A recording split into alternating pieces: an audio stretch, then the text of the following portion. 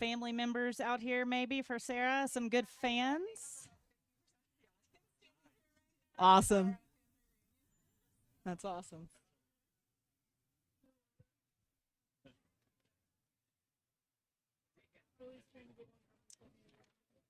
Off to a banging start. My mom is watching it live back. All right, we're going to try this again. Ladies and gentlemen, I would like to welcome our athletes here on stage. We have Anton Stensby. He is one of our amazing athletes, fresh off a win from the Rift, second in European Gravel Champs in 2025. We also have Stella Hobbs, hailing from Montana, a bike shop owner, also one of our MAAP athletes. Thank you so much for being up here, Stella. Payson McElveen, hailing from Durango, Colorado. So many Durango athletes, part of the Life Time Grand Prix. Two-time national champion, Red Bull athlete, and another MAAP rider. Thank you for being here. And we also have Sarah Lange, former collegiate runner, University of Vermont athlete, second at U.S. Gravel Nationals last year. Thank you all for being up here.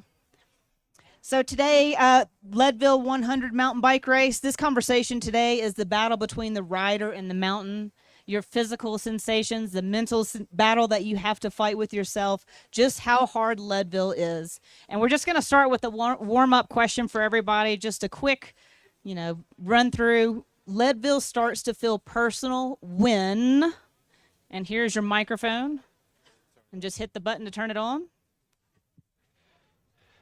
Personal, probably when you realize that you're out of breath halfway up Columbine.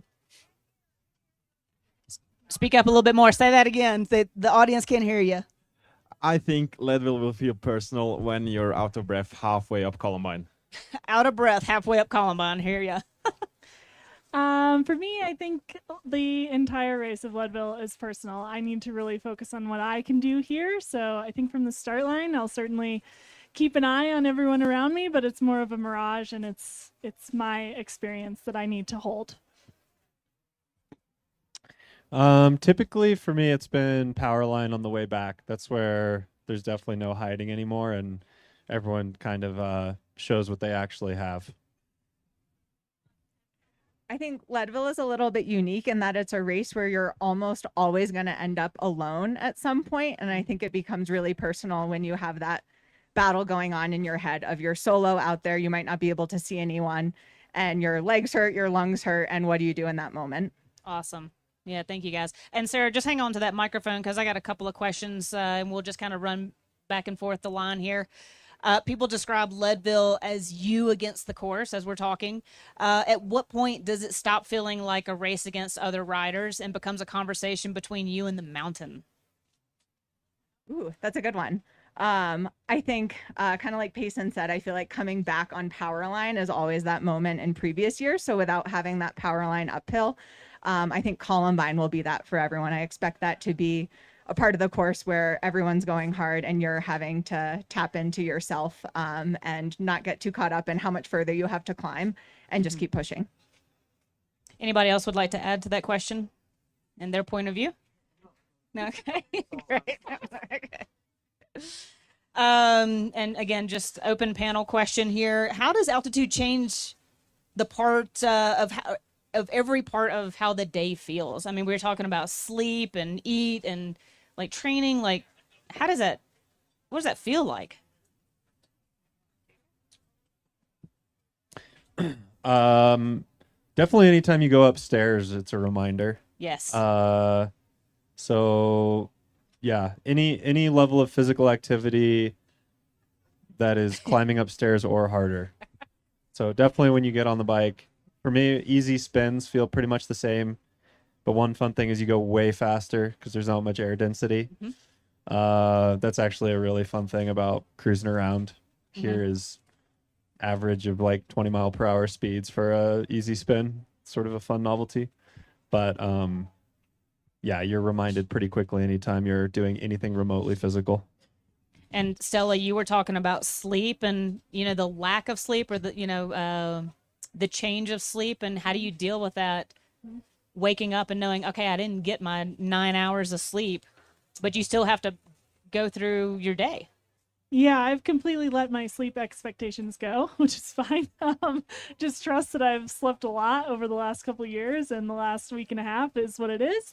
And try and wake up each morning and be ready to go. Some nights I've slept well since I've been here over the last 10 days, and other nights I haven't, and it hasn't been linear. So I guess maybe that would be one thing I can say about my experience at altitude. This is my first time actually attempting to acclimate and come here early enough to give my body that time, but it has not been entirely linear, which is interesting, and I'm sure that's personal. But yeah, always learning. And Anton, you and I were just talking before the panel, and you've been at altitude for a while now. Can you talk on like making that preparation a priority? Well, I decided that when I'm first gonna take the trip over to the US again, might as well get the most out of it. So I went there 3 weeks prior to this event, so kind of getting an altitude camp out of all this as well. And it sounds like I've been kind of lucky, I don't know, because my sleep has been excellent. I've been sleeping like a baby for 9 to 10 hours every night. But yeah, I still feel like shit when I wake up, so... and also the first few weeks it was pretty hot around here, especially when I stayed down at 6,000 feet, and that really did something to my energy and also the appetite. I didn't really feel hungry, but I knew that I needed energy. So that has been a challenge, and yeah, the training has progressively been going a little bit better, but I haven't gotten like a real good feeling on training yet, I must say that. So I really look forward to the race, of course, but I really look forward to go down to sea level again as well. Nice. Payson, introducing you earlier, coming from Durango, I've had a couple of athletes come through my neck of the woods as well to get ready and acclimate at altitude. Have you seen an influx of athletes come to town and train, and do you train with any of them? Oh man, that's been a really fun thing, actually. I originally moved to Durango from Austin, Texas when I was 18, sort of telling my parents that it was for college, but actually I just wanted to live in the town that had all the pro mountain bikers. And so the community there has always attracted riders. But now with the Grand Prix drawing athletes from all over the world, there's more riders that need to acclimate and do specific altitude camps. A lot of the top mountain bikers and gravel riders in the U.S. just live at altitude and kind of have traditionally, but a lot of the international riders, don't have that luxury. And, with so many pros and just such a good community in Durango, seems like it's become quite a destination for a lot of the Grand Prix riders. So it's been really, really fun to kind of have that different experience of kind of some quality bonding time and training time and getting to know some of the other Grand Prix athletes personally instead of just trying to, throw elbows during the race. For example, I had a really nice 5-hour ride in Silverton with Cam Jones a few weeks ago, where we, just really had some nice conversation and it's just a really memorable kind of one-on-one ride that is probably a little bit unique to have that situation in professional sports. Two competitors like that, just having a quality 5-hour training session together. So yeah, it's been really cool, actually. Nice. Can we talk a little bit about equipment? Again, just following on social media, seeing some of the changes. One, when do you transition from a gravel bike to your mountain bike to prepare for this race? And then once the course has changed, when did you if you decided to change gearing or anything? I've seen bar tape closer in near your bike computer, any of the blips. Can y'all talk a little bit on that and that process? So I was already out here at Leadville when they made the course change, so I didn't make a ton of modifications to my bike. But once I saw the new course, I did size up my chain ring to a 36 tooth with more pavement and not having to go up that steep power line climb on the way back. I went up in chainring size, and then I put on kind of my fastest rolling tire option 2, feeling like I didn't need maybe quite as much tread without the power line descent. And then I do have bar tape in, so I can kind of hold that more aero position since there'll be a lot of road time And I do have some blips underneath that bar tape. So I'm also able to then shift in that more aero position on the pavement sections. Last year, I guess the only significant change I've made is last year I ran 40 tooth chainring. It was my first time going from 38 to 40, and I loved it everywhere except Powerline on the way home. It was pretty hard, and so I said never again, going back to 38. But with the course changes, I decided to stick with a 40 again. Never say never. Yeah, and I think it'll be the right choice with how much higher the average speed is going to be, and I think group dynamics are going to feel a lot more like a gravel race or road race. I'm not running bar tape on my bars this year, which I always have before because I've got an elbow injury and I can't really make use of that bar tape. But typically, I'd run bar tape there too. And I changed tire sponsors. So usually I'd run 225, but I just have 2.4 as an option right now. But it's a super fast 2.4. And after descending St. Kevin's yesterday and seeing how much the rain eroded that the last couple of days, I'm actually really happy to be on a 2.4. It's definitely the most beat up I've ever seen it, and there's a lot of sharp rocks and stuff. So that's great intel just for everybody else that might not have had the chance to go out there and ride it. Yeah, I mean, there's a ton of pavement, and the average speed is going to be super high, and I'm sure at times I'm going to wish I had narrower tires, but it's crazy how much damage the rain did to the surface the last couple of days. So it's like any bike race. You'll wish you had something different at certain points. Yeah. Let's see. One of my changes preparing for this race is actually riding my mountain bike on roads and taking the gravel roads up to the tops of the trails that I want to ride. One of my favorite things to do at home is just go out and pick like the hardest, most technical, slowest trails I can find and ride that. So I've definitely made an effort to ride faster on the mountain bike, and then not a ton of other technical bits on my bike. But I did size down in frame this year, and I'm all the way up to a 90 stem, which feels like a really big deal for me, considering when I started riding, I came from like the enduro side and would be as short as possible. So I feel very proud of my long stem for me, even though I know that is pretty short in the scheme of things. Right, yeah. But it's personal. Yeah. Well, this is like the first time I've been riding a mountain bike in 6 years, I think. So I just really gone with what I had. I cut the bars so they're narrow. I think they are 680 millimeters. Pretty narrow for a mountain bike, modern mountain bike, but I think for a race fast like this, I would like that little more aero position when in the normal regular position. And then I also have, like the other guys, bar tape towards the stem to be able to stay more aero in the less technical sections.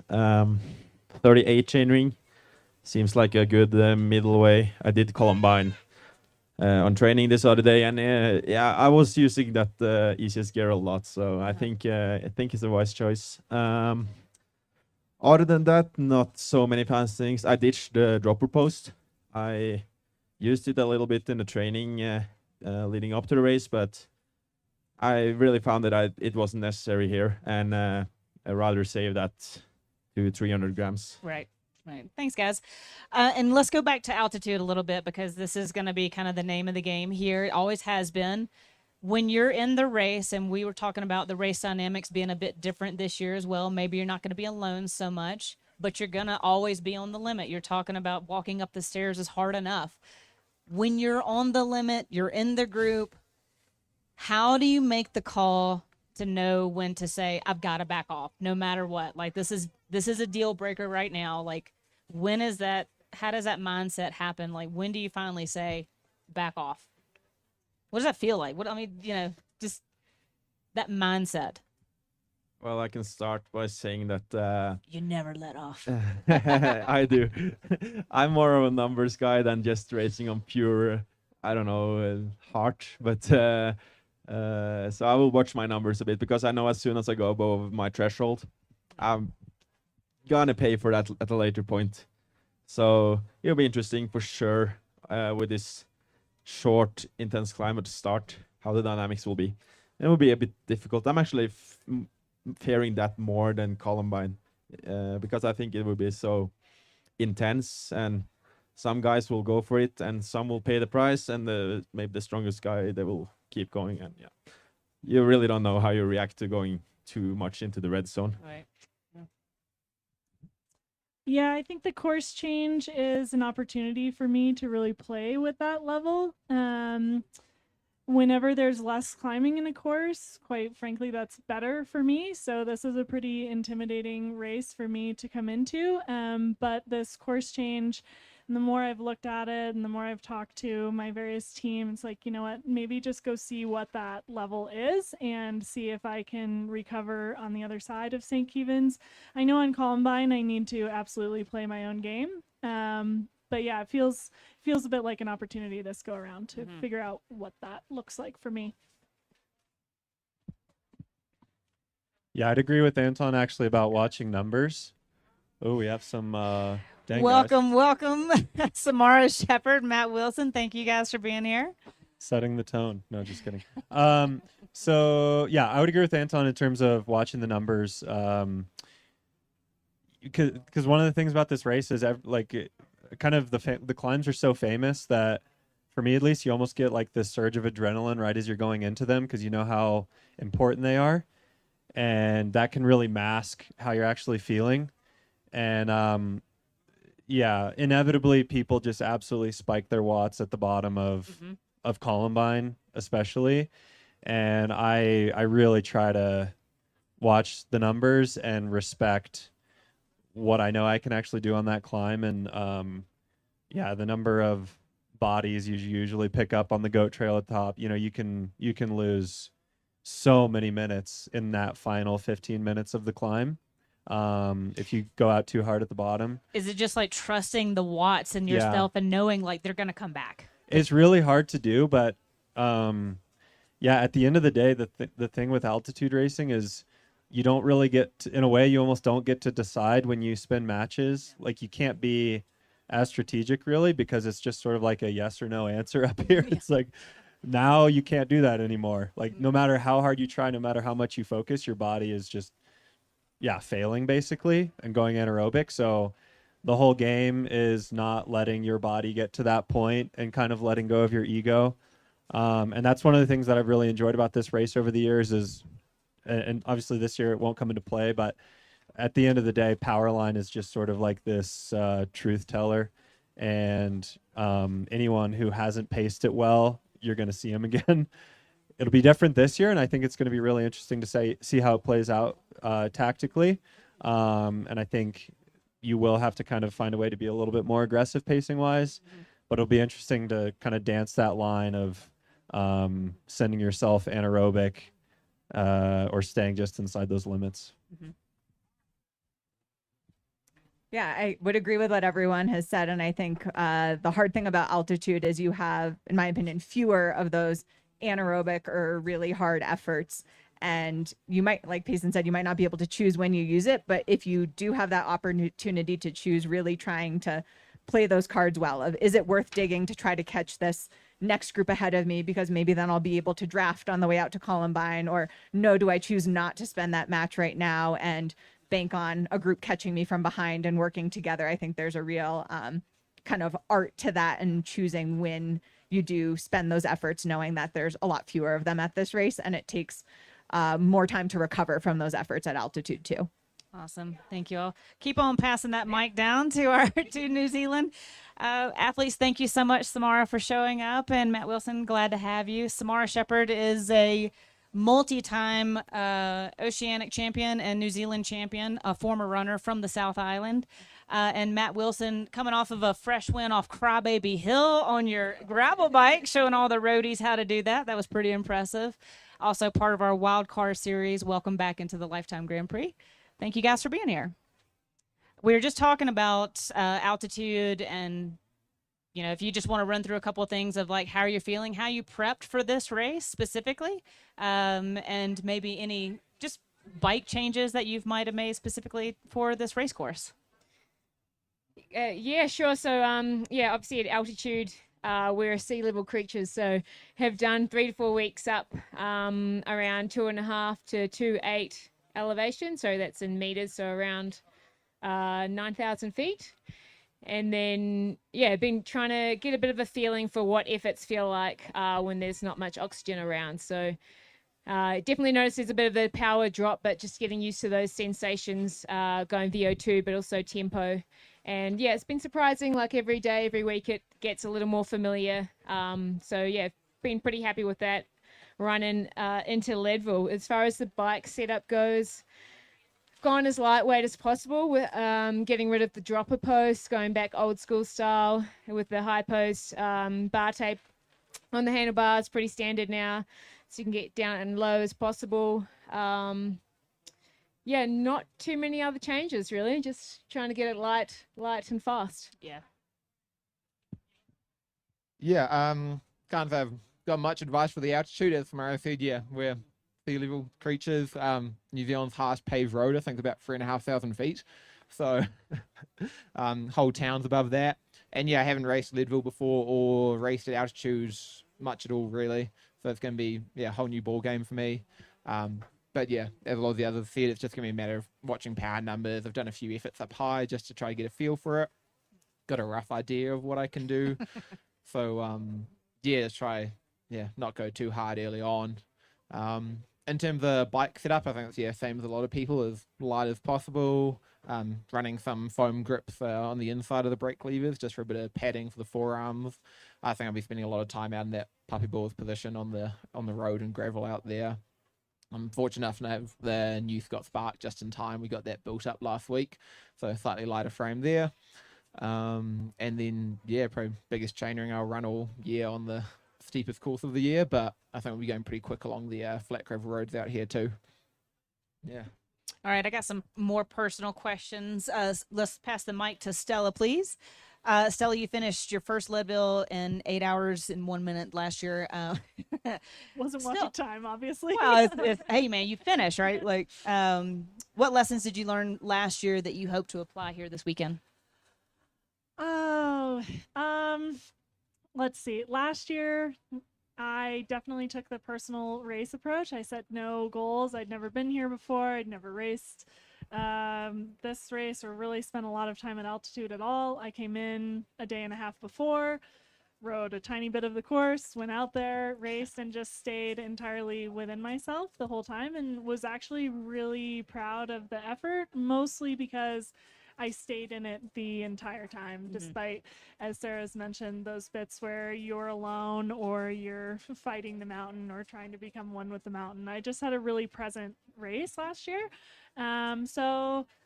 I'd hope to bring a lot of that back with me this year, but the course change, as I've mentioned, does definitely make me curious about being a bit more aggressive here, just because I know it suits me better than the standard course. So I'm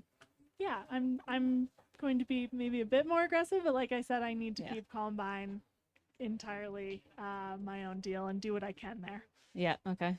We'll come to Anton now. If you come from European gravel background and have built your resume in long, fast races, what do you expect Leadville's altitude to demand from you that those races haven't? Definitely. As I mentioned earlier, it's more of about your aerobic capacity here, not being a lot of like anaerobic efforts where you go dig really deep because you just can't do it. Because at least I can't do it because I know I will explode. But I've been racing at altitude on the road before, so that definitely helps. And actually at similar altitudes like this as well. So I have some experiences there, which I will definitely use in this race. And also, it's my first time doing Leadville. Really have no expectations results-wise. I hope to be able to fight for a top 10, I guess, in a good day. But I just have to see how the level of the other guys are, because it's really hard to say with this altitude and how people react to it. Yeah, right. Payson, questions for you from some athletes that haven't been here much, but you have, and you've been right off the podium a couple of times. Like, what does that relationship to this course and this race mean for you? And like, you're right there. Yeah, it's funny. My first Leadville was 2017. Howard Grotz and I came out together, It's first time. So I've done a decade of Leadville in the Howard Grotz plus Keegan Swinson era. So I've been fortunate enough to be on the podium 5 times, but never won. And it's kind of a funny thing where I know this race gets the best out of me. It's the race that I've had the most consistency at of any of the Grand Prix by far. And it's one that, you know, when you have consistency, it's like, oh man, it sure would be cool to win that one day. If I had to pick one, this would be the one for sure. Yeah. But there are some incredibly talented athletes that line up for this who have such amazing heritages of racing at altitude. So it kind of goes back to the earlier conversation of just racing your own race. Keegan and this year, you know, Quinn also growing up at altitude are for sure on a different level than everybody else, I think it's fair to say, at least historically. So yeah, on my best day, I certainly hope to be on the podium again. Yeah. But you have to have respect for the level going up every year. Yeah. People are preparing more specifically for it every year. Mm-hmm. So I have no idea what to expect, especially with the different course. Mm-hmm. But that's kind of the fun part of racing too, is it's a discovery mission every time. So we'll see. All right, Sarah. Also, just a question for you. Like, you're right there as well. You're just knocking on the door. You're such a good climber, and you know, you've got to have some high expectations. Yeah, I'm super excited for Saturday. The past 2 years I've been on the podium here, and kind of crux of the courses for me had been the power line descent and not being able to stay with the lead group out to the base of Columbine. And then I typically would make places up going up that Columbine climb. So for me, I'm really excited to see how not having that descent changes things for me. And if I'm able to get to the base of the Columbine climb with the lead group, what I can do there. So I'm really excited for that. I think a big thing for me this year has also been looking at the past 2 years and really seeing that I probably overcooked myself a little bit coming into the race. I think when you have those pre-race nerves and you want to preview the course or see how you can do on some of the technical sections, I kind of overdid it going into the race. So I've really been trying to keep it under wraps this week and not overdo it, so I can really see what I can do on fresh legs on Saturday. And to Samara, you've had 19 years of experience under your belt of racing, just international racing, not just gravel racing or mountain bike racing. What does that experience bring for Saturday? Yeah, it's obviously this is, you know, the US's most iconic mountain bike race, and I've had some really good results over in Europe and around the world and at World Marathon Champs, but I've never really put a good result down here. So pretty motivated for tomorrow, just go and see what I can do. I think I've been more comfortable and happy with my prep for this event this time around than I have it before. And like Sarah said, I think you learn a lot racing at this height. Like the week leading in, it's so easy to overdo it, and that's been another learning, to keep it under wraps as well this week. So the altitude is something different to what I race in other events, and hoping to put it together a bit better this time around. Yeah, great. And Matt, I mean, you are a wild card. What does that feel like for you? I mean, is there any pressure on your back for Saturday? Probably not too much external pressure, having never raced it before. Kind of, got no benchmark to put myself against. But I do feel the course suits me quite well, and particularly with the changes, I think it's going to be a much shorter day. There's potential for a sub 5 hour day out there, and just with a fairly fresh XCO background, I think the shorter, punchier races do suit me better. And so just being a slightly shorter day does work well for me too. Well, thank you all so much. Any final thoughts for our audience out here? No final thoughts. Okay, thank you all to our athletes for being here and spending time with us and all of your insight and wisdom. We really appreciate it. I'd also like to say thank you to the Leadville community, to the firefighters that made this race happen. We wouldn't be here without them. I'd also like to say thank you to our sponsors, MAAP and Life Time Grand Prix, and finally to all of our fans out here and on YouTube.